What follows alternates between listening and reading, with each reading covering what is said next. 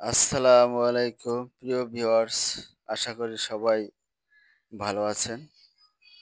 যারা মুড়ি কাটা পেঁয়াজ রোপণ করেছেন অথবা অনেক এলাকায় ঢ্যামরা পেঁয়াজ বলে, যারা ঢ্যামরা পেঁয়াজ রোপণ করেছেন তারা আমার এই পেঁয়াজগুলো দেখুন। আমি আপনাদেরকে যখন মুড়ি কাটা পেঁয়াজ লাগাই তখন আমি আপনাদের দেখিয়েছিলাম ভিডিওটি যে কী ধরনের পেঁয়াজ রোপণ করেছি। আজ আমি আপনাদেরকে দেখাচ্ছি আমি ১ম এই মুড়ি কাটা পেঁয়াজে কী ওষুধগুলো স্প্রে করব, সেটি আমি আপনাদের দেখাবো। আপনারা এই মেডিসিনগুলো ব্যবহার করতে পারেন। এটা খুবই কার্যকর।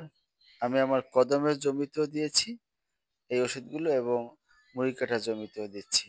আমি অল্প কিছু জায়গায় মুড়ি কাটা পেঁয়াজ রোপণ করেছি। আমার নিজের হাতেরই এই বীজগুলো ছিল, সেইগুলোই আমি এখানে রোপণ করেছি। তো আপনারা এই ১ম স্প্রেতে এই ওষুধগুলো যদি ব্যবহার করেন, আমি আশা করি আপনাদের কার্যকর হবে।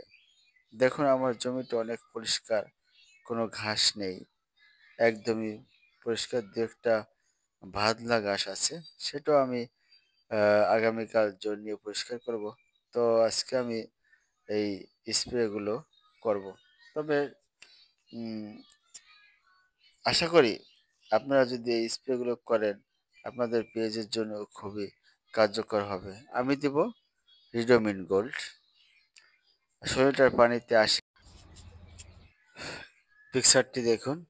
এটা ১৬ লিটার পানিতে ৮০ গ্রাম রিডোমিন গোল্ড ব্যবহার করব। ডেনিম ফিট এই ১৬ লিটার পানিতে আ ১ পাতার অর্ধেক মিরামিস ডোর ১৬ লিটার পানিতে ১৬ মিলি ইউজ করব, অথবা আপনারা ২৪ মিলিও ইউজ করতে পারেন। এটা খুব ভালো ঢ্যামনা পেঁয়াজ বা মুড়ি কাটা